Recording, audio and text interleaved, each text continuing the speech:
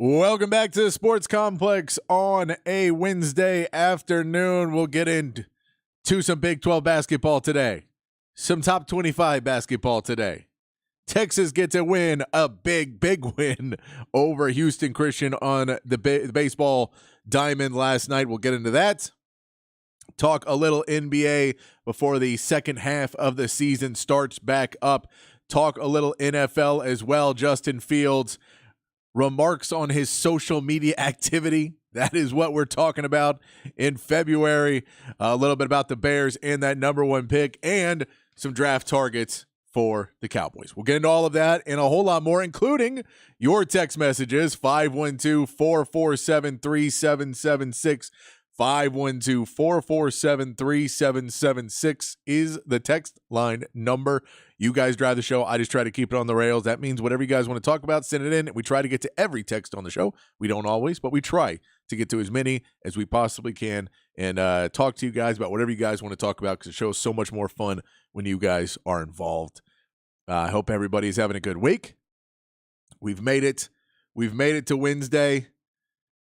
We're halfway through. If you're driving home from work, you got through the hard part. We're getting ready to go downhill. The NBA comes back tomorrow night.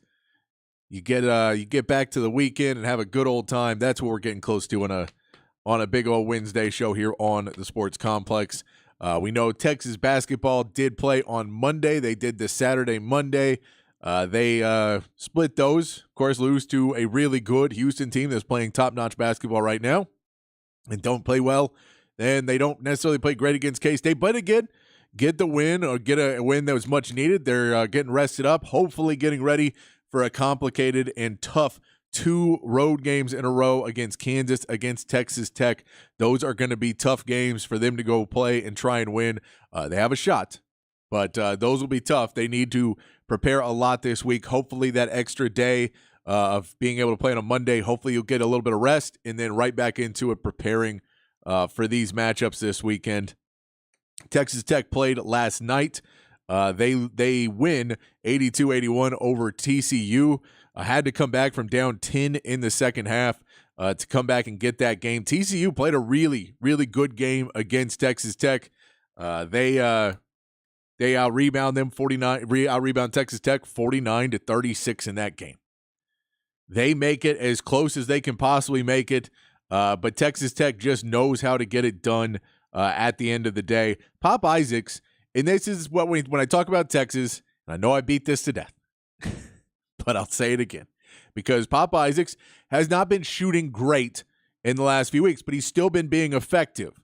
And that's what you need from your guy who's supposed to be the spark plug of your offense and the guy who's scoring the points. So he ends up scoring 19 points in the game to lead Texas Tech.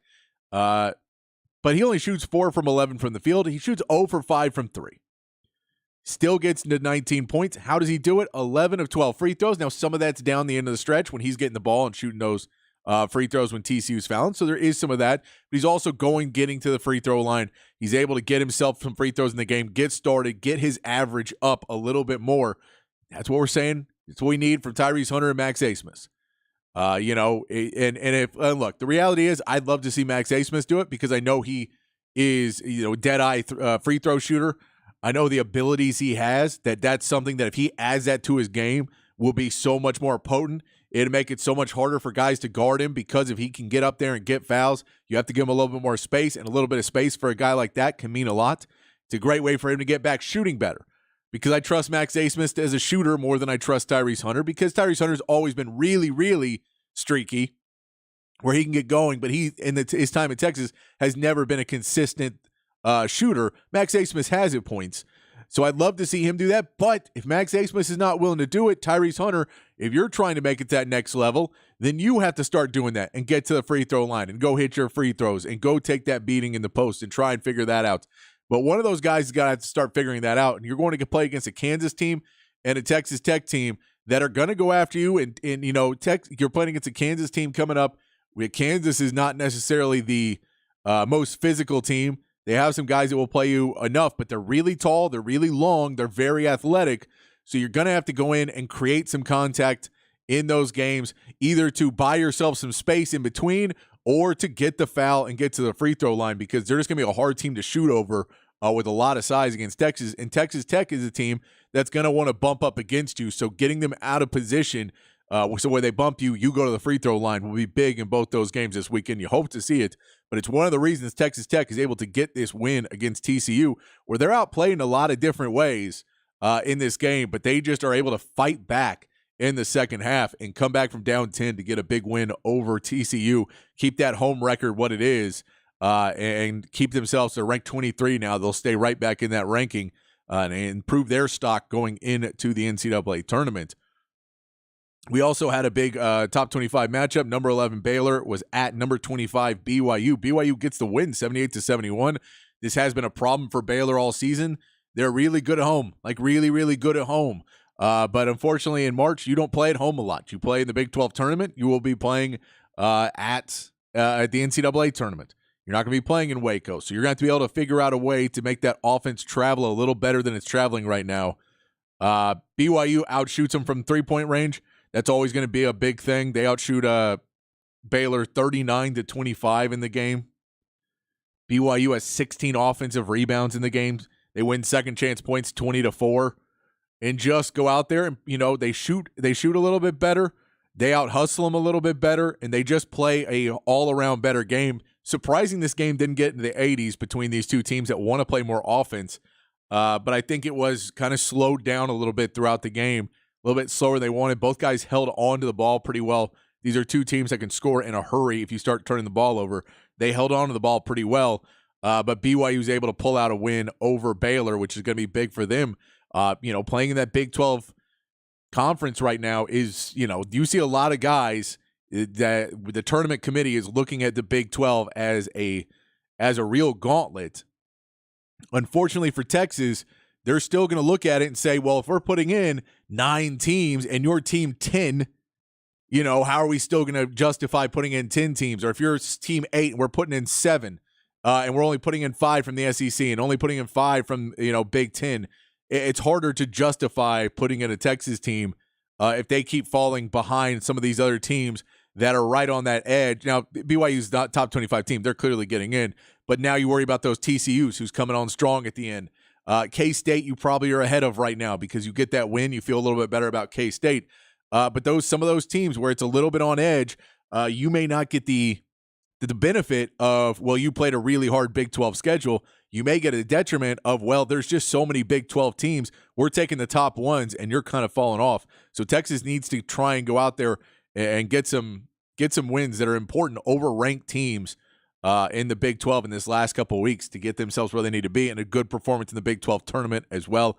We talked about it some too, that this is kind of similar to how they were playing last season, where it looked like all hope was lost near the end of the season, and then they play Kansas and everything starts to turn around for them. They go in, win the Big 12 tournament, and make a run at the Elite Eight.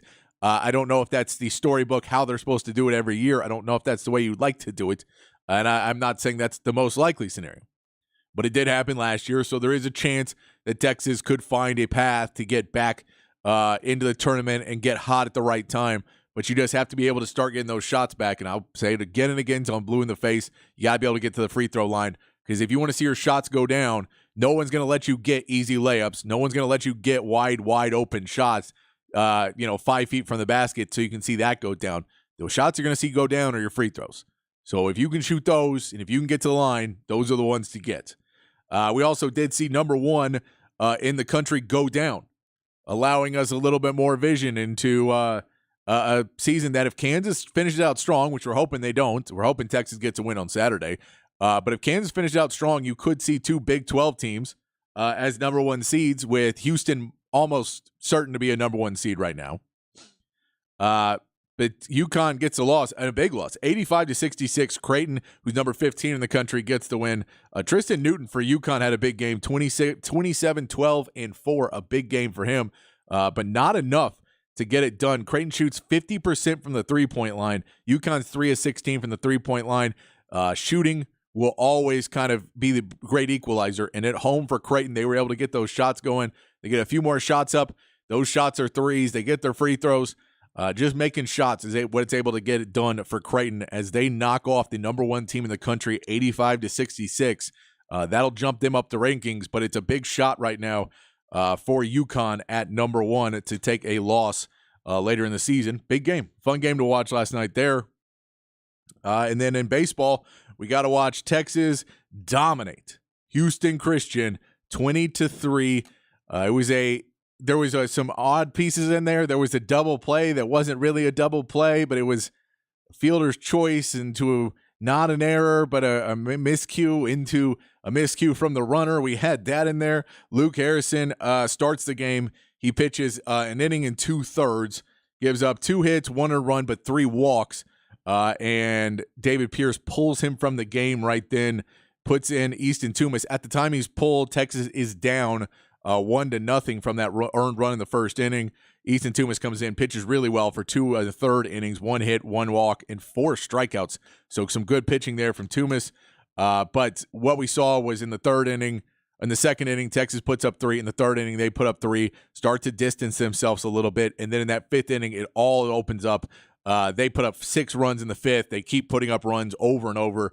It became a little bit more of a party after that fifth inning for Texas. They felt they got that little separation, and then it finished the game 20-3. They're going to take on Cal Poly this weekend.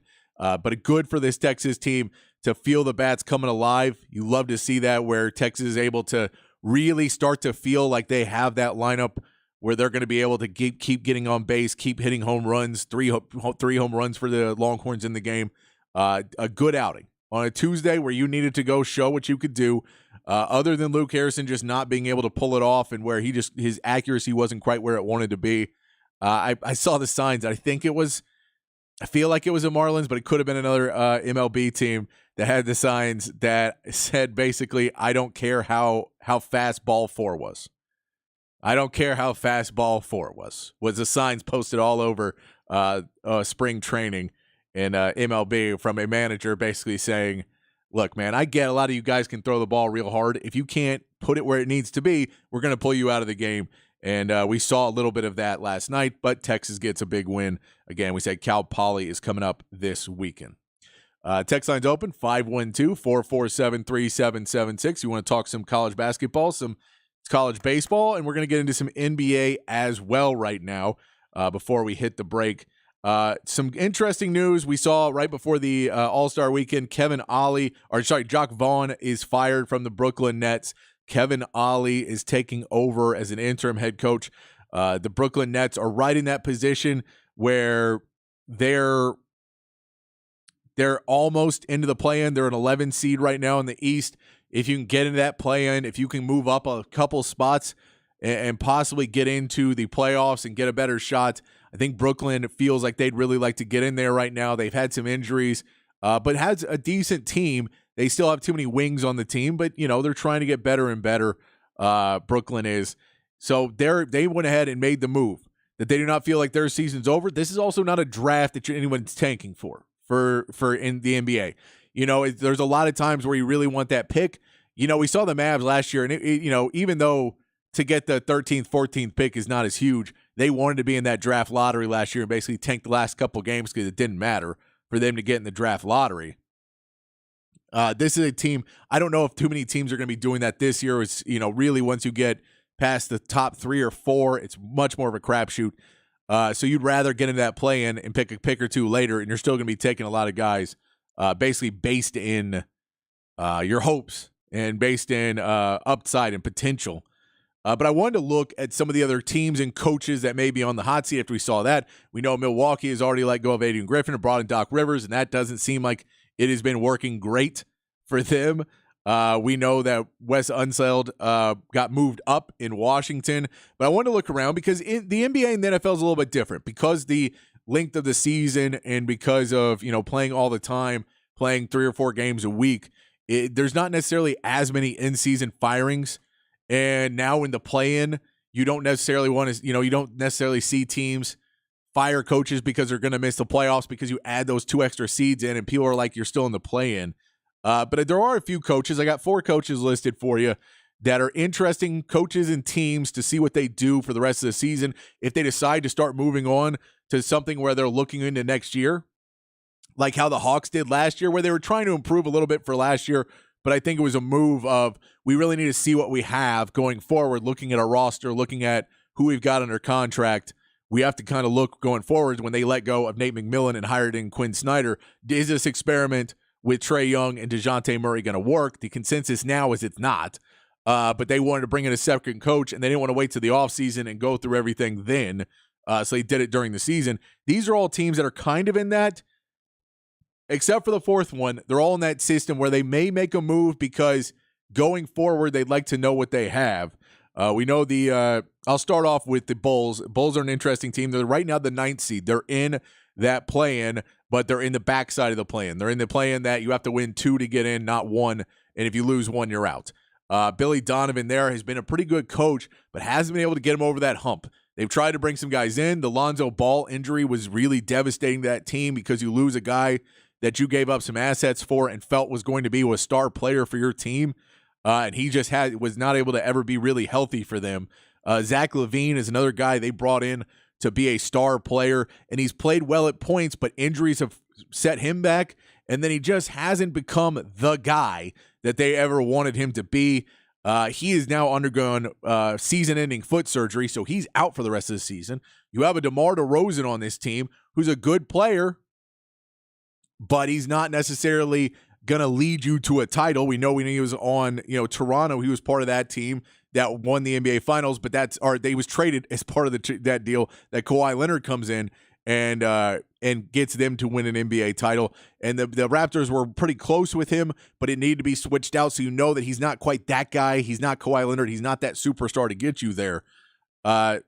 So he's a guy who's going into free agency and most likely not going to be kept in Chicago. There's a chance that he'll agree to a term and no one else really has the money to pay him. That's a reality, and where people are trying to shed salaries more with the new CBA and the cap curtains and the levels where you're going to have to pay more and more luxury tax that people don't want to be in. There's other penalties other than luxury taxes now. So a lot of teams don't necessarily want to do that. So he may not find a place for the amount of money the Bulls are willing to offer him because they have his bird rights. They may go give him that, $15 million a year where other teams may not. So we'll see where he ends up, but he is one. And they also want to pay Patrick Williams. He's a free agent. He wants a lot of money. I don't know if they're going to be able to reach a deal with him, but he wants to get paid like he's going to be a star, even though he's not yet. So you have to make a decision on Patrick Williams. So I don't know if you're happy being 26 and 29. You're 4.5 games over the 11 seed right now at the 9 seed. So you're not too far off. Brooklyn's coming at you. But if you lose a few more games and you drop down into that out of playoffs, I don't know if the Bulls are a team that necessarily wants to drop out of the play-in game. I think they'd like to be a little bit more competitive, even with Zach LaVine out, to figure out what they have, figure out what Patrick Williams is, develop those younger guys, get the team, Kobe White, get everybody playing at a high enough level that you feel like when you enter Zach LaVine in next year and whatever pieces you're able to put together, you have a team ready to attack and be a top 4, top 5 team in the East next season. I don't know if that's possible or not, but I think they'd like to know that, and they'd like to know, how this team plays with and without Zach LaVine. So there's a chance that they could say, well, going forward, now that Zach LaVine's out, we'd like to know how this team could look going forward. And if Billy Donovan is not in our plans long term, he may get the axe before the end of the season and bring somebody else in. There is still coaches available. Like Mike Budenholzer is still a coach that won a championship in Milwaukee and isn't necessarily the most beloved coach, but somebody who is known to develop talent and has done a good job at other places. And we've seen in Milwaukee, they can fire a coach just for any reason now. And they have different reasons for firing a coach. So he's somebody that a team like the Bulls could look at and say, we want a different style of coach, and he's very different than a Billy Donovan. You can look over at the Trailblazers and another coach in Chauncey Billups. Chauncey Billups was brought in to kind of salvage the end of the Dame Lillard era to bring him back. Wasn't able to get that done. And now they're in that weird rebuild part of not trying to go into full rebuild. They've kept Jeremy Grant. They've kept Anthony Simons, and Simons is playing really, really well right now. They still have Robert Williams on this team. They got DeAndre Ayton in the trade, who you'd like to be able to see if Chauncey Billups can get him to another level, if they're able to help bring him in and make him a valuable part of this team. That's a question you want to see. Malcolm Brogdon's still on this team, probably won't be next season, but they still have some players there. And then you look at the development. Is he going to be able to get Scoot Henderson where they believe that this is the guy that they think, okay, well, he's going to develop our young stars in Scoot Henderson and Shaedon Sharpe and get them to be stars? Or is he going to kind of put them behind Simons and Jeremy Grant, and you're an okay team, but you can never get a superstar at that next level? And if they feel that the development and that they're trying to win too much now versus the player development, that could be something where you see Chauncey Billups move off to get a more player development coach in, because that's not really what Chauncey Billups was brought in for in Portland. So that could be a move off of him just to try and bring in a coach that's much more known for developing a guy like DeAndre Ayton, developing a guy like Shaedon Sharpe, developing a guy like Scoot Henderson, because right now Shaedon Sharpe is their better young player. Anthony Simons, too, is just dominant. Jeremy Grant's a good player, but I could believe Jeremy Grant will be traded as well, just because they're going to want to move off that contract. So they're going to have to make decisions. We'll see what they end up doing, but he's on the hot seat as well. If you come out in this and they win a couple games and they just sit in that area where they're not losing enough, they're not winning enough, but Scoot Henderson's not getting the playing time that they may want, they may just move on from him as well. Could happen during the offseason as well. And then we can go over the Hornets. The Hornets that make the moves at the trade deadline. Terry Rozier is gone now in Charlotte. Gordon Hayward is gone in Charlotte. They trade P.J. Washington for Grant Williams. They both have some years left on their contract. Both guys do. So you see that, they're not necessarily taking on something that wasn't already going to be there, but they bring in a Grant Williams who's going to be there for a few more years. They have LaMelo Ball, who they've re-signed, and that's, what they believe the future is going to be, but they need to figure out the other pieces. Mitch Kupchak, their GM for a long time, is going to start moving up because they have new ownership. Michael Jordan sold the team. So the Hornets are starting to figure out, with their new ownership and their new leadership, do they keep Steve Clifford through the season? Or do they say, let's go ahead and make the move now, let's go find what they do? I think Steve Clifford's a guy in the Hornets that they'll probably just wait it out for the end of the season, but it is somebody you could watch, that if he starts rubbing people the wrong way, if they feel they have a coach that they really want who's available now, they may go after that guy. If they find a sexier name on the list, maybe an assistant somewhere else they feel they could bring in now and not compete with other teams in the offseason, you might see that, because this is a team in Charlotte too where it's a smaller market team. Steve Clifford's not necessarily the coach that any free agent is going to look over at and say, man, I just want to play for Steve Clifford. But if you get an ex-player or somebody like that, you may be able to get somebody in that people want to play for. And they're on the line, though, too. With Steve Clifford, is he going to be the guy that you want to go through if you're going to do a hard reset? Because it looks like they're going to do a real hard reset in Charlotte pretty soon. Basically have a few guys under contract. Kyle Lowry, they took on that salary. That's going to be gone after this year. They're basically going to have LaMelo and Grant Williams, Brandon Miller, a few players for $2 or $3 million a year that'll be on the contracts. Not a lot of guys, so have a little bit of cap room.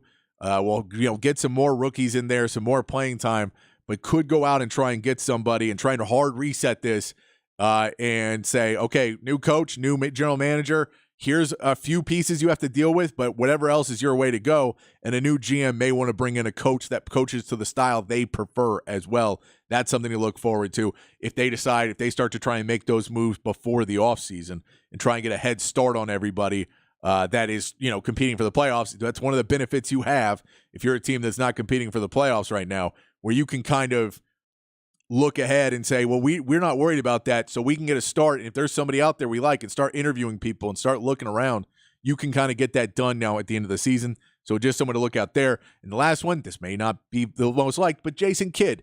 We know where they're at right now. They're 32-23. They're a game behind the 5th seed. If they get up in that 5th seed, things become a lot easier, because then you're right behind the teams like the Nuggets and Oklahoma City and the Timberwolves that you feel are playing at a really high level right now. And you're right behind those teams, and you feel, okay, if we can start winning, we can get a little bit closer to them. We may not get to the 4 seed, but we're in that level. There's now a top 5, and we're in it. We got to get over the Pelicans. We're right there with the Suns, who are the 5 seed right now. So if you were the 5 seed and the Suns are the 6 seed, but you can't be in the 7 seed where they're at right now, because the 7 seed is going to be playing in the play-in. You don't want to be playing in the play-in, especially with a team like the Mavs where, you've just been really beat up.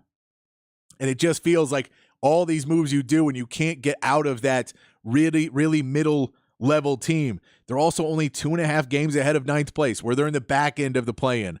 They're only 4 games from 10th place. And when they're going back down, and that's when you start talking about, and who's the 9th and 10th? It's the Lakers and the Warriors.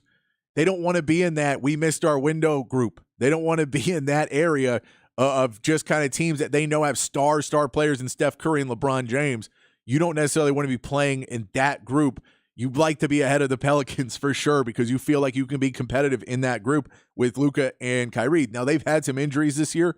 They should probably be a little bit higher because you'd probably win some games if you had Luka and Kyrie all season.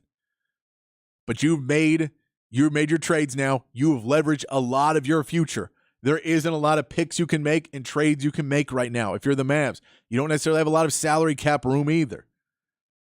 Now, the positive side, you basically have 2 more years with this team. Now, Kyrie has a player option after next season. He could demand it or leave or do whatever else and kind of hurt you. So you technically have 1 season with pretty much everybody there, but you can really get through 2 more seasons with most of this roster in check. I think Tim Hardaway Jr. is the only big-name player that is expiring before then. They can re-sign him as well. But those are all – you have 2 more seasons where you feel this is, we need to go. But if you're the Mavs and you start to drop a little bit, if the P.J. Washington and Daniel Gafford, they don't play defense, and you start to have the same problems, and now it just doesn't get any better, and now you're going backwards instead of forwards, you could see them make that move because they're all in. They're going for it in this season and the next 2. The next 3 years is that window where they feel like they have the players here and this contract signed. So you want to get to it, and if Kid's not the guy, you're going to have to make that decision. Now, they have stuck with him through a lot. They have been with him through a lot. But coming up in the next few weeks, so they play the Suns tomorrow. That starts it off. They play a lot of playoff teams in the next couple weeks. Going into mid-March, they're going to play a lot of playoff teams. So if you can get to mid-March and you're in the 5 seed, you feel really, really good. Jason Kidd's doing his job. The Mavs are doing their job. You feel really, really good if you can get to mid-March. But if you can't get there, and if you're in mid-March and you're now 8 or 9, well, now you are 9 or 10 and in that range, and you're not doing well, your record's going to look better at the end of the season. You can look at it and say, well, we'll go on a run because we're playing the Pistons twice and the Spurs and the Rockets twice and teams that are going to be behind us and teams that are not playoff teams right now. We can beat those teams, but that doesn't mean anything because if you go into the play-in and get knocked out because you play a playoff team, then it's all for naught. And this team has talent. You know what Luka and Kyrie can do. You're hoping you can get P.J. Washington to step up on the defensive end. You're hoping Daniel Gafford is going to be able to play as consistently as he did before the break. And you hope that you have guys that really want to be there and build for this team. That's going to be the question for Jason Kidd. I think he can do it, but we've seen him in the past. Teams have started to fall apart. They're at the point for the Mavs. This next 2 to 3 weeks for the Mavs is make or break to figure out if they're going to be solidified as a team or if they're going to show us false hope at the end of March and beat some bad teams and build that record back up and get into a decent spot, but not really be able to compete in a 7-game series, or what they look like going into the break where you said, this is a team with healthy that, especially if P.J. Washington starts playing some defense with his size and Daniel Gafford starts playing, those new guys that come in, they're able to play some defense. This is a team that no one wants to face in a 7-game series. And so the question is Jason Kidd's seat hot right now? No. Could it be in a week? Yes. Could it be in 2 weeks? Yes. So that is the question. But those are just some people to look at as we start to get to next week. We'll talk about the teams that are looking good tomorrow, I'm sure, as we get ready to get back into some NBA action coming up very soon. We'll take a quick – actually, you know what? Why don't we hit the big fat poll of the day? I'd like to know who you think is going to be on the hot seat as well. Send that in if you think the Mavs will be okay. If you're okay with Jason Kidd and all of that, send that in. But I do want to ask a question. We're going to talk football on the big fat poll today, so why don't we hit that sounder? Patrick's Big Fat Poll of the Day on the Horn. Big fat poll of the day today. Text line 512-447-3776. 512-447-3776. The NBA NFL draft is coming up. We'll talk a little bit more about it in the 5 o'clock hour. We looked at most reports have Byron Murphy going first of any Longhorns. Pretty much all people say that Byron Murphy is going to be the first Longhorn off the board. So I'm going to ask you, who will be the second Longhorn drafted in the NFL? Is it X-Man? Is it Adonai Mitchell? Is it T'Vondre Sweat that climbs up that list? Is it somebody else? JT Sanders, does he get in that conversation? Or do you think somebody jumps ahead of all of them and Byron Murphy's number 2? You can send that in too. Do you have a wild card in there for me? Who do you think the second Longhorn drafted in the NFL draft is going to be? That's our poll today, 512-447-3776. We'll take a quick break. When we come back, we'll get into a little sound from Hook 'em Up with Ian Rob B, talking some Dallas Cowboys. When we come back here on the Sports Complex on the Horn 1019, AM 1260, the Horn app, and hornfm.com.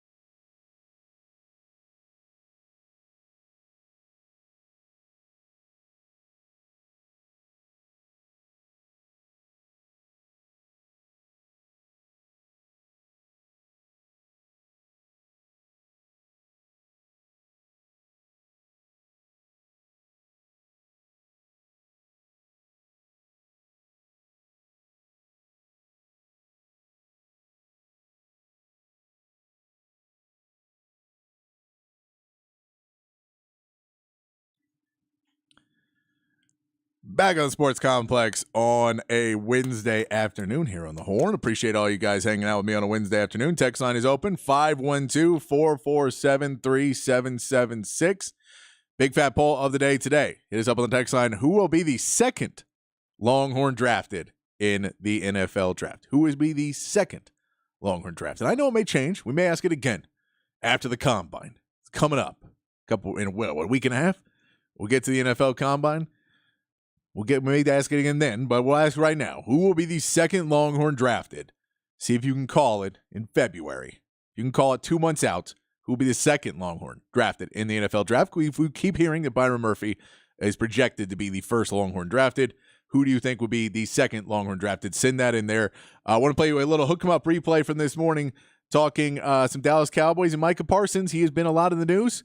Cowboys, the number one TV show in America, as Rob Babers says, and he'll tell you why here on a little hook 'em up replay here on the Sports Complex. All right, let's talk about the Dallas Cowboys a little bit. First, we'll jump to the defensive side of the ball for the Cowboys. Michael Parsons had his interview with Stephen A. Smith. He's not having another one. He's not actually talking still, but just more from that Stephen A. Smith interview that he did around the NBA All-Star weekend.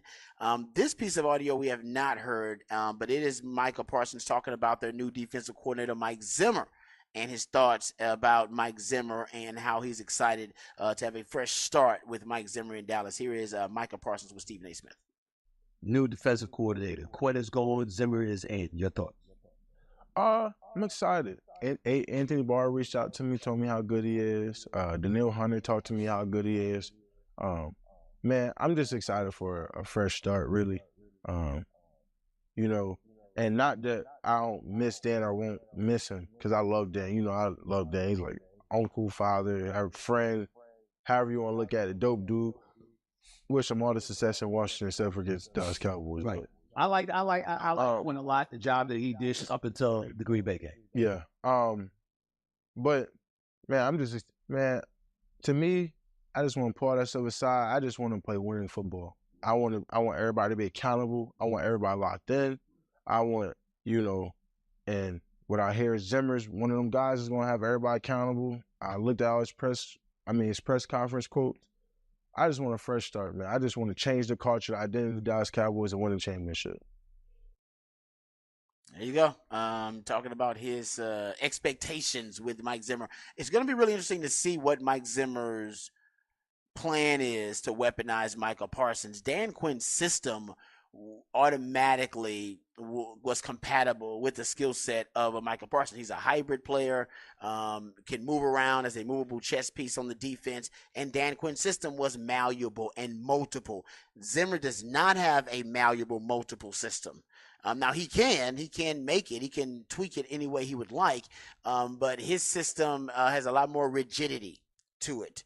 And a lot of people said that's why it'll be easier to stabilize that defense, so you won't have as much volatility, right? Going up against teams that can run the football and the power running game, you won't have to worry about those things with Mike Zimmer's defense. It's a much more fundamentally sound defense. Doesn't take as many chances as Dan Quinn. Dan Quinn rolled the dice a lot of twists and stunts up front, a lot of pre-snap movement with the safeties in the back end, lots of man coverage, lots of sub packages so you can move guys around. You won't have as much of that with Zimmer's defense, but I think there was some advantages to that, right? You confuse a lot of pass protections, confuse quarterbacks pre-snap and post-snap read, so you would force a lot of turnovers, which Dan Quinn's defense did. Was one of the leaders in takeaways in the NFL each year that he was there, led the NFL in back-to-back years in takeaways. Got a lot of pressure. Why? Because you're confusing the blocking schemes up front, so you may lose some of that, but you're going to gain, I think,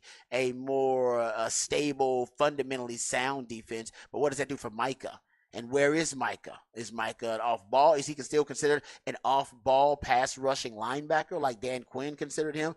Or is he now in that over front that basically Dan Zimmer likes to play? He's just going to be a defensive end, because you'll get more base personnel with just 4 DBs with Mike Zimmer in there. You'll have more base personnel.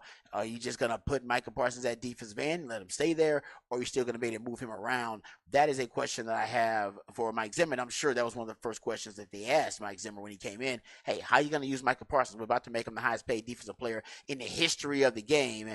What are you going to do to make sure that you weaponize him and maximize his kind of talent? And I can't wait to see what Zimmer does. Remember, Zimmer had, he had some great athletes. Anthony Barr, I'm glad Anthony Barr actually called, Micah Parsons played together because the Cowboys brought in Anthony Barr at one time with the linebacking core a couple of years ago. And I think that Anthony Barr, early on in his career, he did move around that front. They would put him on the edge at times. They would blitz him from the off-ball position. I wonder if that could be a template for how Mike Zimmer ends up using Micah Parsons, who's a much more versatile player than Anthony Barr. But Anthony Barr early on was a guy they moved around the front a lot of times to try to maximize his ability. Okay, but getting to the offensive side of the ball, because Dak Prescott's about to get paid. Matter of fact, so Micah can get paid, you got to pay Dak. You got to extend Dak. You got to lower his cap hit. You got to, obviously, spread out those payments over a longer period of time to Dak. And then you can pay Micah his money because you'll have a more cap-friendly situation. You can pay CD his money. Jordan Schultz, who is an insider, he recently made a bold claim. He had a hot take about Dak Prescott's latest contract negotiations. Here's Jordan Schultz of Bleacher Report making a very bold prognostication about one Dak Prescott. Dak Prescott really had the best season of his career. But you also have Dallas, who still has to pay CeeDee Lamb. They still have to pay Micah Parsons. And obviously, they're going to have to pay Dak Prescott. Now, I've been on the record. I believe Dak Prescott is going to command somewhere along the lines of $60 million per year, potentially making him the highest paid quarterback in football and resetting his quarterback market. He played that well. And really, for most of the season, especially that back half of the year, Dak Prescott was the MVP favorite or in that conversation and obviously finished inside the top 5. So he really was there throughout, okay? And then you also have the fact that, again, if you're the Dallas Cowboys, you push CeeDee Lamb down this year, so you really have to pay him. You could wait to pay Micah Parsons because he's now extension eligible for the first time. This was his 3rd season. So there's a lot of moving parts. But I believe, considering how well Dak played for Dallas this year, considering the alternatives and the fact that Jerry Jones really wants to win now, doesn't want to have to start over at quarterback, and has a tremendous amount of respect for Dak Prescott, I believe that Dak Prescott is going to reset the quarterback market and get in the vicinity of $60 million this offseason. Ooh, yeah, that's a whole lot of money. And yes, that would put Dak at the top of the quarterback food chain. At that point, if you're talking about average annual value, if he's approaching $60 million, he'd be approaching being the highest paid QB in the league. Are the Cowboys ready to do that? He will have all the leverage. Coming off an all-pro season, coming off a season where he was in the MVP conversation, and Mike McCarthy, who is a lame duck coach, even though he hadn't been offered an extension, Dak Prescott is now inevitably linked to Mike McCarthy's security and his long-term opportunities with the Cowboys, because that Texas Coast offense with Mike McCarthy calling the plays did lead to Dak Prescott having his most impressive regular season campaign ever or in his career. So he's about to get paid. And then what do you do after you pay Dak Prescott? Do you extend Mike McCarthy? I don't know exactly what the Cowboys are going to do, but I do know they have no choice but to extend Dak. And maybe Jordan Schultz is right. Maybe they end up making him an offer that makes him the highest paid QB in the league. That'll lower his cap figure, but ultimately that will tie Dak to the Cowboys for the next 5, 6 years, whatever that contract's going to be. Yeah, he's got all the leverage, Rod. I mean, the only leverage the Cowboys have is Trey Lance to maybe say, man, we're willing to move on. Yep. I don't think they are. I think Dak would call his bluff, their bluff. But at the same time, hey, we traded for Trey Lance. We really like him. We can't, 60's too heavy. But, that's the agent for Dak Prescott. And, again, we talked about this earlier, but the Cowboys, this goes back to when they didn't sign him after his 3rd year and let him get all the way to franchise tags and things. And really, put themselves over a barrel as far as the number. And by the time they signed him, Dak was then going to be in the $40 million range. Well, now here he is at the end of that deal. He's in the $50 to $60 million range. Yep. And I think that what the the voice there just said is right. I mean, the last contract was Joe Burrow. That's $55 million. 55. Yep. So the next phase, and here we are in the offseason off a second-team All-Pro season. I mean, Joe Burrow got that. He's been to a Super Bowl, but he can't stay healthy. I mean, Dak Prescott's been healthy. Had the 1 year with the injury, but, yeah, he's got all the leverage. And I know Cowboy fans hate to hear it, but the brass tacks are he's your quarterback. He's played to a Pro Bowl level. Pay my guy. He's about to get paid. And Herbert and Lamar Jackson are at $52 million. Jalen Hurts at $51 million. I mean, Russell Wilson, if you look at average annual value, he's at $48 million. Yeah, I mean, you hate to say it, but that is kind of that is now the market value for a franchise quarterback coming off a really good year. And that is Dak Prescott right now. So, yeah, I mean, he was going to get above $50 million anyway, just based on that. I thought he would just be in that realm. But based on Jordan Schultz's prediction, yeah, Dak may surpass Joe Burrow and get his $60 million. And, man, you know who's happy about that? Patrick Mahomes. Oh. Because I can't imagine when they extend him, and right, because that's coming up. They have to at one point decide, all right, we want Patrick Mahomes to be happy, so let's renegotiate him and extend him. I mean, he's going to get remember, he got signed that 10-year deal. Yeah, 10-year. Well, it was a 12-year deal because it finished off it his put final on top two. of his final two. But Yeah. He's gonna. Well, there was talk at the Super Bowl that Lee Steinberg was talking, and he wants to They take got less to save more and those kind of things, and get. We'll see what that looks like. But you're right. I believe Patrick Mahomes doesn't want to be the highest paid quarterback on an annual basis. I think he wants to win championships. He does. But at this point, we'll see what Dak Prescott does in that same regard. All right, good stuff right there with Rod and the Rod's rants. Good thought. I will say this. I heard Patrick Davis say this yesterday on the Sports Complex, and I agree with it. And Ty can weigh in, too, because he's the Cowboys fan. Nick Shuley can weigh in coming up. Is it a little bit bothering that all of a sudden, a couple of years into his career, Micah Parsons has become the voice of the Cowboys?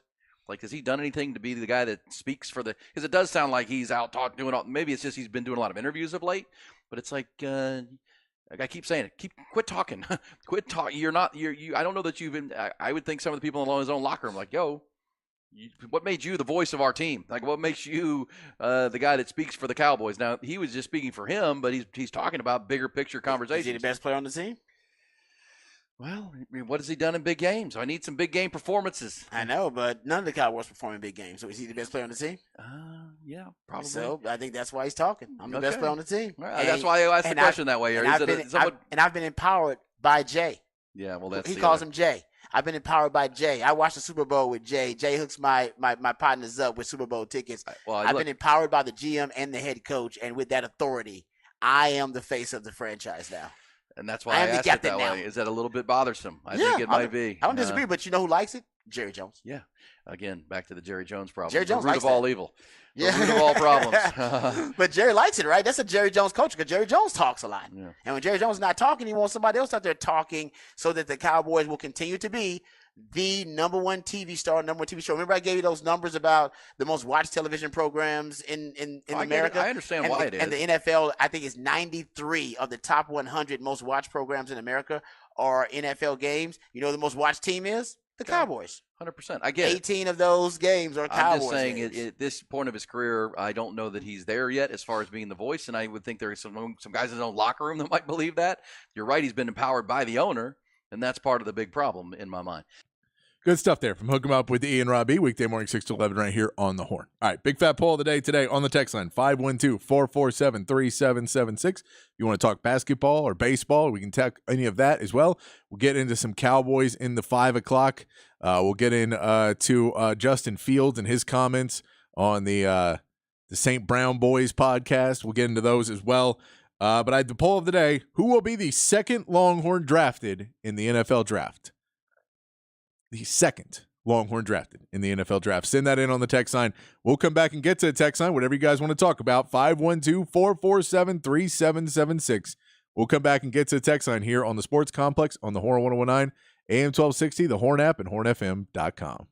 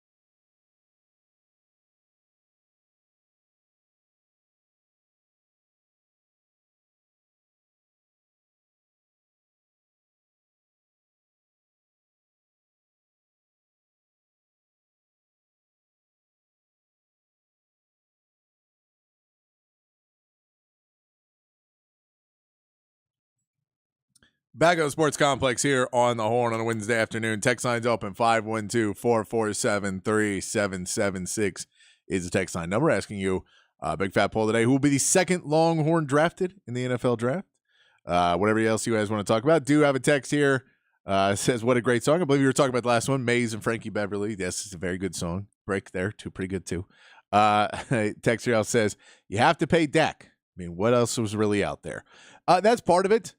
And then also, if you don't pay Dak, then you're really going to try, if they try and get a rookie next season that's going to get there, you have Trey Lance if you think that's the answer.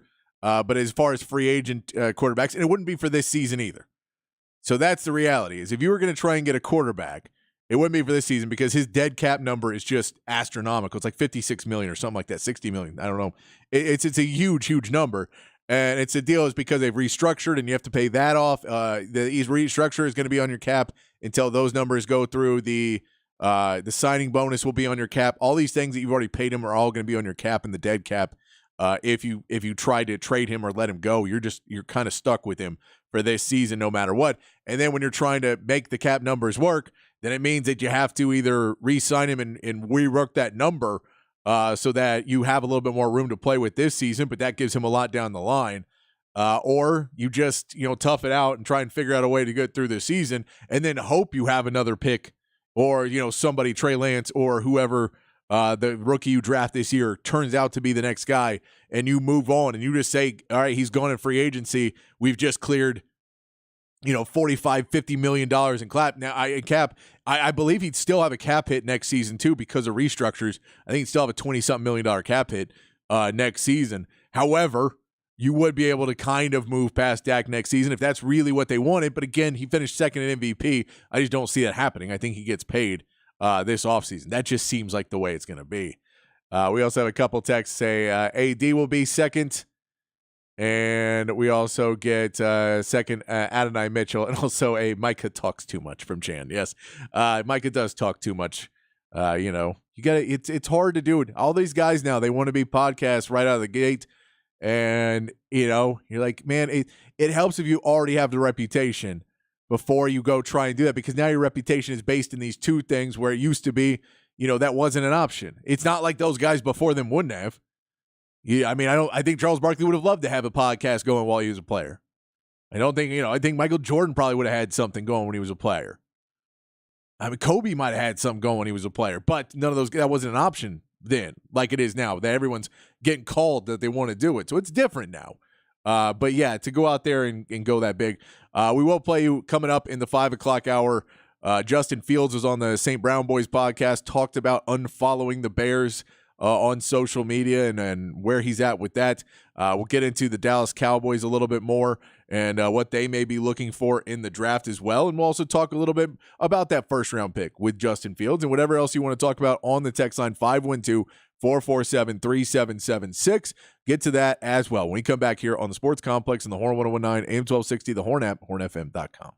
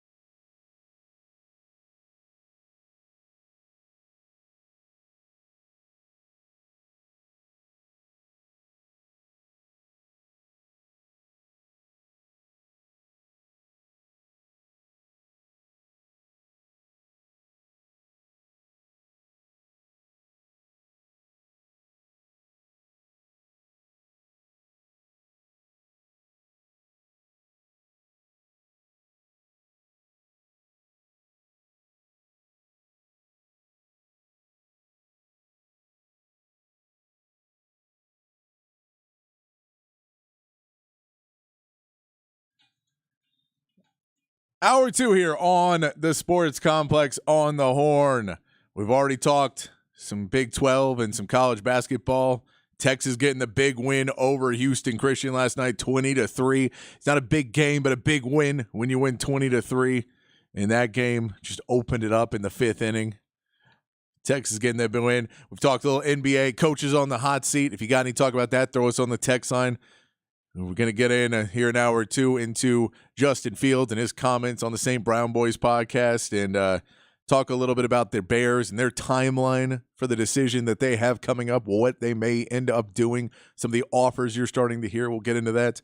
Get into a little bit of the Cowboys draft as well. And the big fat poll of the day on the text line, 512-447-3776, 512-447-3776 is the text line number for the Horn.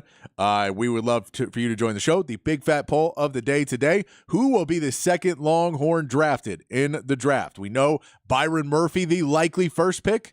That is what everybody's predicting, and now it may be different. You may say Byron Murphy will go second. Somebody else is going to go first, and we've already got a couple people saying that A.D. Mitchell is going to be the second. He has been listed in a lot of mocks as the second wide receiver taken. Now, that's all, this is all before the NFL Combine, where we're hoping that A.D. Mitchell and X-Man have really good 40 times. Their 40 times are going to be part of where they get drafted. If either one of them posts a worse one, they're going to drop down. But, you never know. Sometimes the name could change. If you think X-Man may go before, if you think T'Vondre Sweat could climb up that list, because he's one of those ones that I've seen all over the place on draft boards where some people say he's the second best defensive tackle. Some say he's 4th or 5th. And depending on what people are ranking T'Vondre Sweat, he's another guy that at the Combine people are going to see. He had a great Senior Bowl, but we'll see what they go and they see his measurables. They see what he's able to do. We know he's been training. Byron Murphy and T'Vondre Sweat have been training, but maybe him. Maybe JT Sanders. Brock Bowers is going to be the first tight end taken. If he goes early, he's projected that a lot of people think he's a top 10 talent, but will drop. We know that that's what they said about Bijan last year too, and he didn't. We know Jahmyr Gibbs didn't.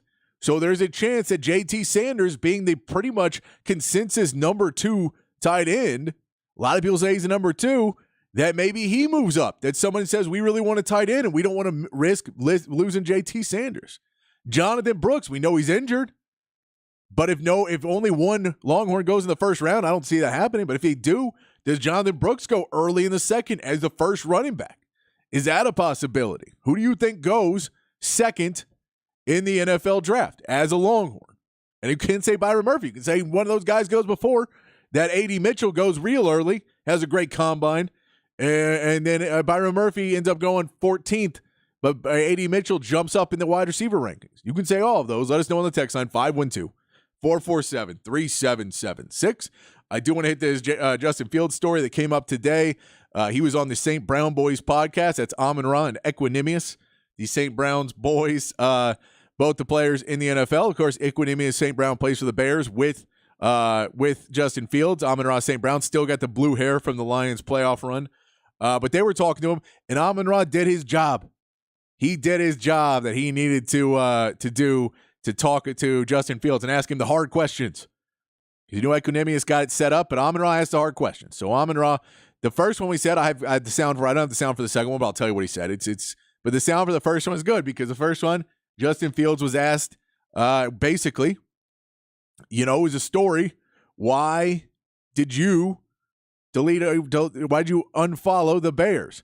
And all the conversation right now with the Bears that they have the number 1 pick and they'd be insane not to take a Caleb Williams, a generational talent, as some say. Now, I know not everybody agrees with that. We'll have that conversation in a minute. But why would you pass on him? Justin Fields, now, we know you've had that window. How many opportunities does he get? He had to go through this last year. And how many opportunities?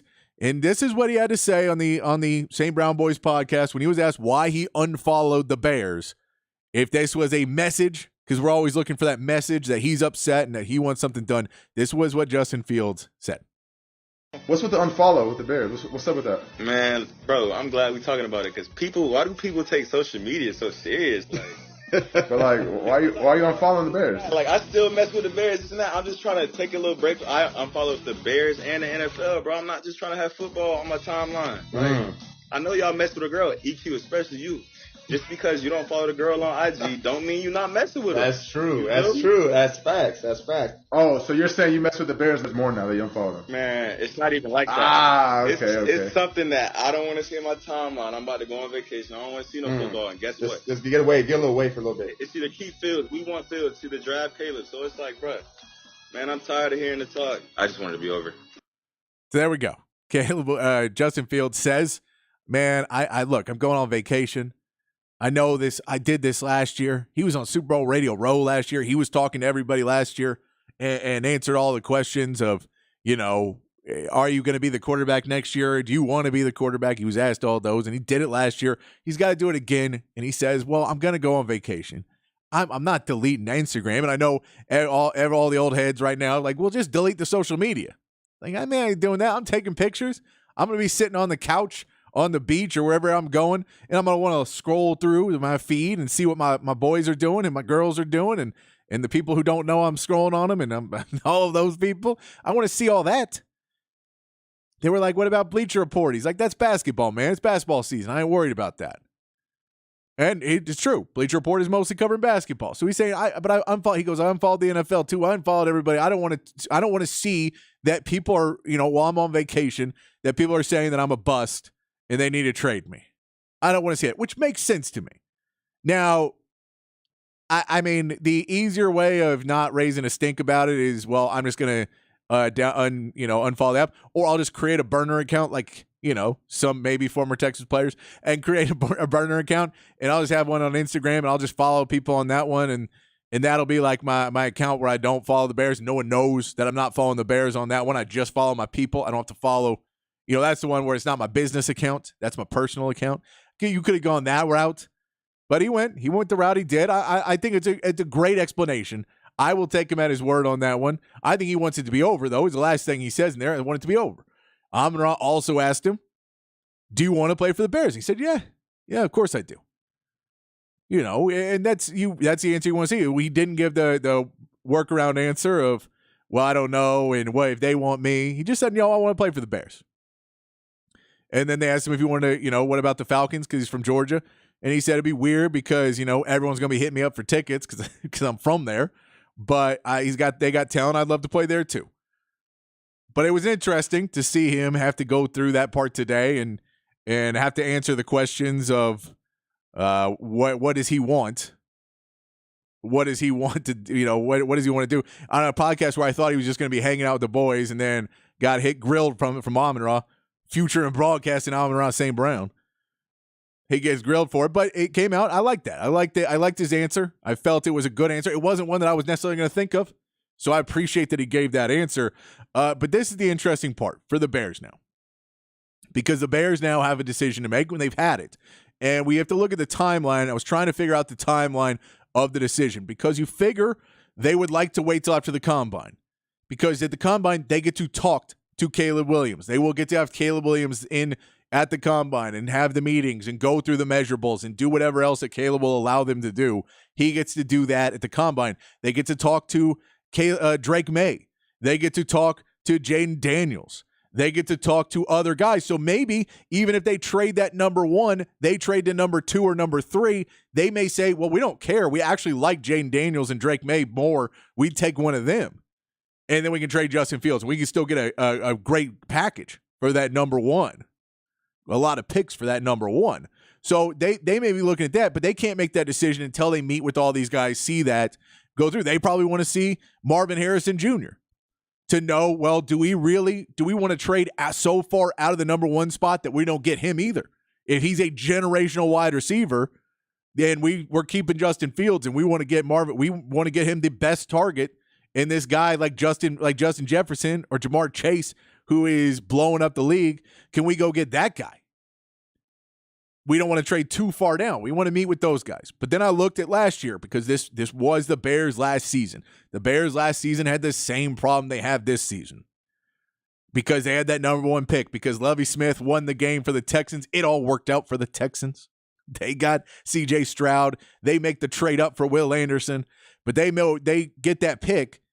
But when they made that trade, So this is the timeline, and it's not guaranteed, but there's a timeline you can look for if you're judging off of what happened last season. The Combine this year is May 26th through the 4th. It really starts like the 29th at the end of the week and goes through Sunday before Monday the 5th is what the Combine will be for this year.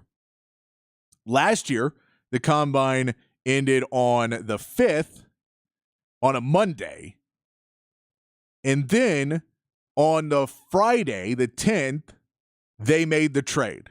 So they made the trade. One business at the end of the business week after the Combine, they made that trade with the Panthers for DJ Moore in 2 firsts, a second and a third, I think. Maybe 2 seconds too. But 2 firsts, a player, and then either 1 second and a third or 2 seconds, I believe, was that trade. But they made that trade. So if we're looking at the timeline, because once you make that decision, once you get through the Combine and you start to figure out, is it Justin Fields or is it not, now it changes. Now that timeline may change too, because if you're trying to trade Justin Fields, then you have to build. But all these teams need to figure out what they're doing in the draft. And for the Steelers, for the Falcons, for the Raiders, who are also going to be looking and talking and trying to figure out if they can move up and get the 4th, 5th pick and go get another quarterback there. All those people that are going to be trying to figure out their quarterback position before they build the rest of the team, they have to make that decision based on, are the Bears giving up number 1 or are they trading Justin Fields? Because maybe we'll take Justin Fields. That's a quarterback for the Falcons. That's a quarterback for the Steelers. That's a quarterback for the Raiders that they may go after. So if we're looking at the time that we look at it for it to happen, it could happen within a week because basically we're about 2 months out from the draft right now. I find it hard to believe that they will let it go till end of March because then you're really getting into the 1 month till the draft. It becomes harder and harder to do. Now it may stretch, but I would say between the 10th and the 25th is when you'd see that. That 2 week period, 10th and 25th, is when we'll see Justin Fields or the first pick get moved, would be my guess around that time. Looking at what they did last year, looking at what teams normally do, I don't think it's a draft day trade. I think you plan this out enough and you go out and you try and pull that trade off. And we'll see if Washington wants to go up. Well, that's great for the Bears because they only have to move to 2 then. And then they can then move back again, or they can take Marvin Harrison Jr. and keep Justin Fields. They could say we like Drake May and still trade Justin Fields. Now, the prediction is that Justin Fields is not going to go for more than a second. They like to get a second and maybe a player or something. They'd like to get more, but not even a first rounder right now for Justin Fields because his contract's not long enough. A really young guy where you say, well, he's going to have a couple more years and maybe, but if he's going to be a bust for us too, we're not going to give you too much for him. We'll see though. That's an interesting piece, but it's interesting to hear Justin Fields today say he wants to be there. And the only reason he unfollowed them is because he's going on vacation and he wants it to be vacation. He doesn't want to think about football. He also said, man, I want to know where I'm going because I want to start watching film and start getting into it. Text line's open, 512-447-3776. Let me know what you think about that. Big fat poll of the day. Who will be the second Longhorn drafted in the NFL draft? A.D. Mitchell's the easy answer, but you can get extra credit if you go somewhere else. Let me know. And if you're going to give extra credit, who you think he's going to go to, what pick, I'd love that too. I love the extra credit here on the text line. You guys drive the show. I just try to keep it on the rails. We'll get to that in a second. Do want to also mention a little bit for the Cowboys. We talked about it yesterday, so we'll talk about the Cowboys today, about some draft needs and some draft targets for the Cowboys. There's been a couple different places that I've seen in mock drafts, but there's pretty much 2 positions that most people are saying they're going to pick. Now, there's a couple others they need, and we'll get into those, but there's a couple they may pick. Number 1, O-line. Now, people keep saying tackle, but I don't know if tackle is necessarily the best one they need. They've been okay at tackle. It's more of that guard position that Tyler Smith may move out to left tackle. But if Tyler Smith's going to stay at left guard, then you need that new left tackle. You're probably going to lose that. Do you pay Biotish? Do you keep him? He's been on a really good deal for you. You got him, I believe, in the 4th round. Or do you take another center? Do you take him early? Or do you try and, pay Biotish for a short term and then get another center down the line and see if he can supplant him? But O-line, we've seen that Tyler Gutton from Oklahoma, Mims from Georgia is mentioned, Jordan Morgan from Arizona are all mentioned, offensive tackles in some different mock drafts I've seen, all guys that you may see at 24 for the Cowboys. We also see Edrin Cooper is inside linebacker. A must-have position for the Cowboys. Mike Zimmer is not going to be quite doing the same thing that Dan Quinn was doing, so you're going to have to find somebody in that linebacker position. Now, that's a position you could probably feel in free agency a little bit easier. There may be some guys in free agency that Zimmer wants to bring in, but if you have the right guy that falls to you, Cooper is from A&M, so he's a guy that's from that area, enough around Texas area that you may want to go get him. But that could be one that I see that they could go linebacker if the right guy's there, but it also feels like they may step back on that one and try and sign one. The price for an inside linebacker is usually not terrible for a guy that can help you fill that gap and make it a little bit easier, but an interesting position there. And then some other ones that aren't getting as much. We know the running back position. Now, I don't know if that's a first-round pick or an early second round trying to get there where, you waited too late last year. You get Deuce Vaughn. Deuce Vaughn didn't seem like he was going to be able to make it. You could say you're going to try him again this year. I think that's a fool's errand to believe that he's going to be all of a sudden, a 10-carry back, because you need 30 carries a game at least. You need 20 from one guy and 10 from another. You don't necessarily have either of those guys right now. Tony Pollard could be your 10, but he's going to be too expensive. So if you go out and you sign somebody, for your 20 carries, and you bring in somebody young for your 10, that's where you get to another Texas player, Jonathan Brooks. If you can get him at a right place and a guy who, you're going to let your older guy carry it early in the season, Jonathan Brooks, when he's fully healed up, gets to come back in, start to build into that system as you go in, and then by the playoffs, he's fresh and ready to go, and you have a two-back system going into that playoffs to run the ball and keep the pace of the game the way you want it to be. Interesting there. Blake Corum, another name that you may be able to get in the second, third round, and get a guy who has ability to win in big games, play big in big games, who's not necessarily going to be your every down back, but somebody who can come out and be explosive and get you some big plays behind another back. You can also go defensive backs. I saw Mina Kimes post today. There's between 20 and 30 teams looking for defensive backs in the draft and free agency. It's a need for most teams in the NFL. If they bring back Gilmore, if they bring back if they bring back some of their guys, then no, because they have Deron Bland, they have Trayvon Diggs. But if you lose a Gilmore, you're going to need a little bit more help. You like to bring in somebody else younger because once Deron Bland gets paid, you may not be able to keep him and Trayvon Diggs. So you want to bring in somebody to start getting ready for that next round of DBs. And then you can also talk about the defensive tackle position that, you drafted Mozzie Smith last year. It didn't work out with Dan Quinn. They might be able to work with him better. Mike Zimmer is going to have to get into that locker room and start working with Mozzie, see if they want to put some weight back on him, make him more of a run stopper, make him more of the big man who eats it up as opposed to a multi-purpose defensive tackle, make him back to what he does best. But if they don't feel that he can do that, that is where you start to look back at T'Vondre Sweat starts to fall. Maybe you go T'Vondre Sweat. Maybe you go Chris Jenkins from Michigan, that big boy. And you look at one of those guys. There's another piece you could be looking at. I've seen some people say wide receiver. I know that Brandon Cooks is not going to be there forever. Michael Gallup, probably a cap casualty, probably going to get cut before the season just to try and get you some cap space. This hasn't been the same player.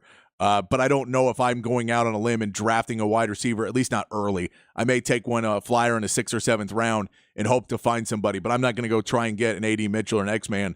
Because I have, CeeDee Lamb is just playing so well. I'm not going to use an early pick to try and build that up. I'd use that one a little bit later. Let me know what you think on the text line, 512-447-3776. We're going to take a quick break. We'll come back, get to the text line. We get back here on the Sports Complex in the Horn 1019, AM 1260, the Horn app, and hornfm.com.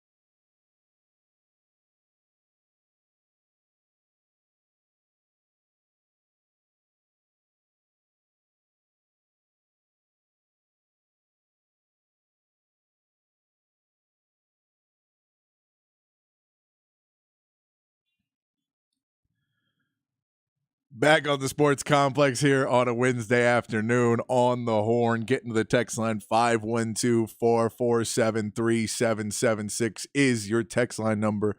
Big fat poll today. Who will be second Longhorn drafted? Let us know if you've got an answer. And if you've got extra credit, what team and where. I know Eddie Mitchell is going to be one of the favorites there. But I keep sending those in. We'll get to some of the text line right now. Texter says, Dallas has to pay Dak. But $60 million a year is overpaying for him. I don't think he is better than Lamar Jackson or Hurts or Joe Burrow. If he asks for that, that shows he only cares about himself and not putting together a championship team. The reality is it's the agents and how much is Dak going to fight off the agent and say, I'll take less money to play there. That's kind of where it ends up. $60 million is one of those numbers that it does look at of depending on how long the contract is, the longer you give him, the less he's paying up front. And he'll be making, $50 million the beginning. And by the end of the contract, he'll be making $60 a year. And then, if they average it out, it can get to, 58, 59 a year. That's one of those things you could see. But at the end of the day, it's going to be a discussion of, when he gets it done. I think the earlier he does it, the better deal he'll get Dak to take. But if they push this back and he keeps waiting on it, and then, Dak and his agent now have all of the leverage because they understand they had no other options. And do they want to compete for a Super Bowl and they're all in, or they're not? And, if you go into free agency, he's definitely getting 60 a year because now you're competing with other people. I agree. It's not the best case scenario for any of these teams to have a quarterback at $60 million if they're not necessarily the guy to win it all. But you're also at a point, well, if you don't have him, then you're not competitive at all. And you have to hope to get somebody as good as him again. It's a really difficult point to be in if you're a Cowboys fan. But I agree with you. Hopefully he doesn't try and get the, jump above. And he's not better than Lamar or Joe Burrow. I don't think anybody thinks his potential is higher than those guys. But he's stayed healthier, and that has been a big piece for him in the last few years, and why his value is so high is because he stayed on the field more than a lot of those other guys have. Texter says, today's poll, I hate to autocorrect, best available. Today's poll, JT Sanders could be the best available to the right team. Tricky with the values on tight ends. It is. That's what I'm saying. It depends on where he goes. They're saying right now in the mock drafts, it's basically Brock Bowers is dropping to about 18 in a lot of mock drafts, 16 to 18, where they say he's a top 10 talent. But if those go higher, if the mock drafts miss and they do go for a tight end early and another team is really looking for a tight end there, he could go early. So it's an interesting piece there because we know what he can do. I don't think his blocking is right where it needs to be completely yet, but he's doing a lot of things right. And clarifying on yesterday's poll, I was wondering if a college team from the state could win a natty ahead of, not just Texas, a college team. Okay, I got you. Ahead of Texas pro team winning an NBA Finals. Who are the most likely schools to make that happen? Yes, I agree. We probably aren't quite in that conversation right now. I mean, Baylor won one pretty recently. We know Houston is, number 3 in the country right now. I think there's Houston and Baylor would be my two first guesses on that one. That's where I would say it'd be the two first Texas teams to win a championship. But yes, okay, I like that clarification. I was saying Texas, that might be a bit optimistic, but you're with me. Appreciate that. That's from random texter 69. Appreciate that. Ardub says, you're not going to hate on David Pierce for running up the score against those Christians? No, I'm not. And I'm a Lance Berkman fan too, and I'm still not mad at him. You got to go get those right. Who's he going to start pulling players? Come on. Let's just keep bunting. I get it. It sucks. It's sports. If it was like 50-0, then maybe you start. But 20s baseball. Like once you get into 30s, it might be crazy. 20s, that's baseball. It just happens sometimes.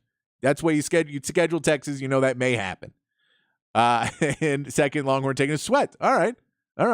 That's when it could be. Because his value is all over the board. RW, that was RW right there. Sorry. Dak, let's see. We also have Dak only had one for MVP given to him by a disgruntled voter. One first place vote. He was second place in voting. He had one first place vote. And actually, he didn't have a first place vote. Josh Allen had one first place vote. I don't think Dak had any first place votes, but he had a lot of second place votes. They vote first, second, third, fourth. And so he had votes. He finished second. Is from what I've heard. I have not seen the actual numbers, but I've seen that. But I believe Josh Allen was the one who didn't want to give it to Lamar. Lurch says Sanders, then Murphy. All right, so you got the Lurch says going in with the tight ends going early theme. This texter says Mitchell, second horn drafted to Buffalo, Carolina, or Tennessee.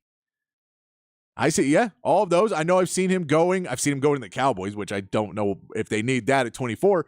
But I've also, the one that you always see that's the scariest is him to Kansas City. I mean, that's good for him, but scary for the rest of the NFL if that was what to happen. It says Guyton is an LBJ kid. Jerry Jones loves Sweat. Couldn't keep his hands off him after the Arkansas game. And look, I know as much people say he doesn't like Texas. He has the grandkid there or he's got a relation that was playing at Texas. So he's got a little bit better feel for Texas now. He's been down and in the suite and all of that. So I think he doesn't necessarily have the same hatred for Texas. Maybe he's making up with Jimmy Johnson in Texas and everybody. All right. I want to do another Hook 'em Up replay. Keep those texts coming in. We'll get back to them in just a second. Let's go behind the burnt orange curtain with Rob Babers here on a Hook 'em Up replay on the Sports Complex.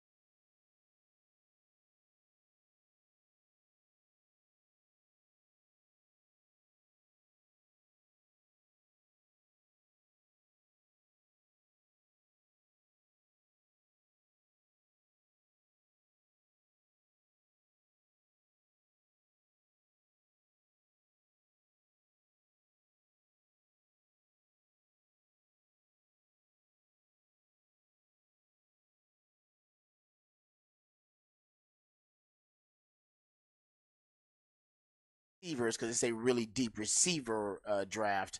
They say that every year because it's the deepest position in football. But he was asked what receivers are the most underrated. Which receivers, in your opinion, aren't getting their proper due and attention during this process? And he said the Texas receivers. Mentioned Xavier Worthy, mentioned A.D. Mitchell specifically. He said the Texas receiver. So maybe they're right about Xavier Worthy. Maybe Xavier Worthy, after he runs a 40, will show that blinding speed, and he'll end up cracking into the first round too. I mean, in J.T. Sanders, Matt Miller has him going in the second round to Cincinnati, I believe. He also had A.D. Mitchell going in the second round too. So he did not have A.D. Mitchell the first round. He only had 2 first round Longhorns, and that was Byron Murphy and Xavier Worthy. He had A.D. Mitchell going in the second round, along with Jay Brooks and along with J.T. Sanders. So that's, if you get 3 Longhorns in the first round, you hadn't had 3 Longhorns drafted in the first round since 1980, since the year Rod B was born. It's been a long time since the Longhorns have had 3 Longhorns drafted in the first round. They had 2 in a streak, actually, 6 out of 7 years in the 2000s from 01 to 07. They actually had 2 first rounders in 6 of those 7 years. So that's not crazy. But the 3 first rounders, if Texas does that, you're talking about them being in rarefied air roster wise. They hadn't been there in a long time where they're pumping out that kind of high level talent. But it's possible because T'Vondre Sweat is a guy. We talked about that yesterday. Jim Nagy of the Senior Bowl says he shouldn't slip out of the first round, that he should be a first round guy. He's too much of a unicorn. So you're talking about 4 too rare. You're talking about 4 guys here that they're getting a lot of buzz being first round picks. Byron Murphy, A.D. Mitchell, T'Vondre Sweat, and Xavier Worthy. It's interesting. And, and we've talked about Ja'Tavion Sanders. At what point does the lack of depth at the tight end class push Ja'Tavion Sanders up if he has a real good combine run? Yeah. Because there's really, for most scouts, last year was a really deep tight end class, right? Mm-hmm. When you had the Sam Laportas and the Dalton Kincaids and Matthew Mayer, all these really high-end tight ends. And this year, it's really Brock Bowers, J.T. Sanders, and then it's a wide gap to the next guy. True. So if you're looking for a tight end, you might have to jump on J.T., because Brock Bowers is going to go in the top 10 or 12 picks out of Georgia. And then, if you're in the back end of that first round, you may look at that and say, we're looking for a tight end. There's J.T. Sanders with a lot of upside. I'm with you on that. That's a good point. And I think he will test well. I think J.T. Sanders will test really well, actually, because he's a freakish athlete. I mean, that's what the combine's all about, the freak athletes, and he is one of them. Brock Bowers is too, though. I mean, I've been watching more film on Brock Bowers, and yeah, he is cleared away. There is a separation between he and J.T. Sanders. And then there's like you said, precipitous drop between J.T. Sanders and the rest of the tight end field. But Brock Bowers, man, he is going to be a hell of a tight end in the league. Yeah. He's one of those kind of surefire, like I would be shocked if he doesn't ball out in the league. And he's going to a Pro Bowler and all pro. I'd be shocked. I agree with you. He's that good, man. Well, it's rare that a tight end becomes that much of a difference maker in even college football. You're right. I mean, he was such a good player and such a competitor. I mean, he's just elite in everything that he does. So love that ball play. He's a huge part of it. I mean, Georgia built their offense around him at some level. Oh yeah, and he'll test on the run game and in the passing game. Yeah, it was worth it. I mean, because he could maul people in the running game, and he can't be guarded 1-on-1. Well, as a receiver. Well, he's so good that even in that really deep tight end class last year, he would have been far and away the number 1. Yep. I mean, he would have been – there were 4 or 5 really good tight ends in last year's class, and they all performed as rookies. Hell, Cowboys drafted one early. Cowboys drafted when they drafted second round. Yeah, that's how deep it was. They drafted one in the second round. Second round, yeah. Yeah. So we'll see. This one not as deep. So to your point, 4, according to the different scouts here, Matt Miller, Daniel Jeremiah, Jim Nagy – Longhorns, if you're listening, you got 4 or 5 in the first 40 picks for the long. Yeah, they're going to have like 5 in the top 50, 60 picks. I agree with you're right about that. And the argument there, at least the strong recruiting argument for Sark is, this is a good mix of, 3-year, 5-star players that they brought in, like Xavier Worthy and J.T. Sanders. Xavier Worthy was an impact player the moment he walked on campus as a highly recruited player. J.T. Sanders, Byron Murphy, both early. All these guys are early to the league. Whereas, T'Vondre Sweat had to develop. T'Vondre Sweat had to grow into this possible first-round pick. Jonathan Brooks and Jalen Ford going to be drafted in this draft. I mean, so you're developing the high-end talent and you're developing those guys that need to come along. You got to give some props. I mean, honestly, some of the evaluations to Tom Herman. I mean, think about this. You had T'Vondre Sweat, who was a 3-star recruit. You got, even those guys like think of Jonathan Brooks. I mean, Jonathan, he was one of those evaluations. I mean, Jalen Ford was one of those evaluations where he didn't have a ton of offers and, ends up in Texas. He was like, oh, no, we think you're a hell of a linebacker. Tom Herman has some decent evaluations. Christian Jones. I mean, that Christian Jones evaluation ends up being pretty good. Yeah. Now, overall. 100%. Now, in terms of development, that's a different story. But in terms of the evaluations, I mean, some of those evaluations are looking pretty good. Good stuff there from Hook 'em Up with Ian Rob B. Behind the burnt orange curtain, same stuff. Some of the same stuff we were talking about with the tight ends and all those draft position for the Longhorns. Good stuff there. Hook 'em Up with Ian Rob B. We will take a quick break here, come back, wrap up the show, get to any remaining text, 512-447-3776. We come back here on the Sports Complex in the Horn 1019 AM 1260, the Horn app, and hornfm.com.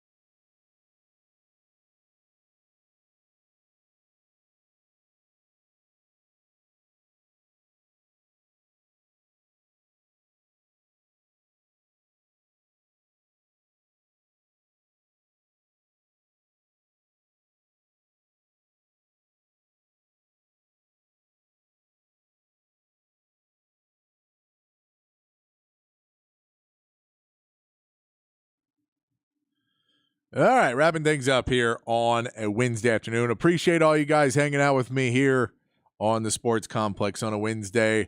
It's always a good time getting out of the downhill of the week, the real fun. We get to Thursday and Friday, and then we get to the weekend. NBA basketball is back on Thursday. Can't wait to go watch some more NBA basketball. I know I'm a junkie, but I love watching it, so I'll get back to that. It got another text in that says, with the talk that there may be anywhere between 2 to 4 players taken in the draft, do you think that there is validity to the statement that UT underachieved even with them going to the college football playoff? All right. So 2 to 4 in the first round was where they said that 2 is being projected pretty much everywhere. And then you don't know JT Sanders, Tavondre Sweat are both people 2 to 4 in the first round. That's important in this because in the draft, there's going to be between 8 to 10, I think, but probably around 8 for Texas players taking the draft entirely. And the reality is no, because, Michigan is supposed to have like 11 players in the draft. They're going to do really well. Washington's having a bunch of players in the draft as well. Alabama always has a bunch of players in the draft. So, no, I don't think they underachieved. I think that, when we looked at what we thought they could do this season and they brought those guys up, they've player developed, in how college football works, I think they've done everything that they needed to do to continue to get better and better. But I would not say that they have underachieved. I do not think that at all. I think if that's kind of a defeatist way of looking at it, well, we did as good as we've done in many years, but we're still, it's still behind a Georgia and Alabama and those teams. And we could see it could be one guy taken in the first round. We're assuming 2. It could be one. It could be one. We also get another one that says Mitchell was my first thought for number 2. Mitchell is right now on both of the mock drafts. The wide receiver taken, he's taken before Xavier Worthy. He's a first round pick. In most mock drafts I'm seeing, he's moving up in that range. Appreciate everybody hanging out. Appreciate you going playing along in the text line. Hope you're back again tomorrow for more. So we start to get back into basketball more. We'll talk more about the draft, more about free agency, more NFL talk and football talk. Get you ready for the weekend tomorrow. But until then, be kind, be safe, keep your underwear clean. We'll see you right back here tomorrow for more from the Sports Complex.